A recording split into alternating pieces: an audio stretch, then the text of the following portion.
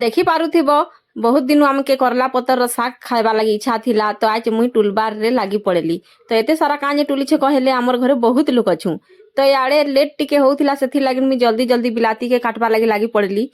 एते सारा करला पतर रे बिलाती जदी केजे नी देले तार टेस्ट नी लागे आ भल भी नी लागे फिर याड़े मी कच्चा मरची काटबारे लागी गली काजे कहले ई शाग रे कच्चा मरची भी देले टिके तार टेस्ट टा भल लागसी तो करला भी थिला तार संगे सेथि लागि मी करला के आगे टिके हल्का भाजी देली आउ तार परे पतर के मी सबू लगे देली फिर याड़े मी नून दे देली आउ टिके हल्का हल्दी आउ टिके हल्का जीरा पाउडर दे देली तो एटा नी देले भी बहुत भल लागसी तो मते इच्छा लागला देबा लागि सेथि लागि मुई ताके देली तार परे सबू बिलाती के मुई याड़े ढाली देली फिर मुई चिंता करली कि के जदी करला पतर खाबा लागि आज पसंद नी करले ताहाकर लागि फिर मुई बोरी आउ याड़े बिलाती फ्राई करी रखी देली देखली कि शागटा सिझी जाइथिला न आ पानी नी देले तो टिके भल नी लागे झोल नी बनाले सेथि लागि मुई पानी टिके भी ढाल देली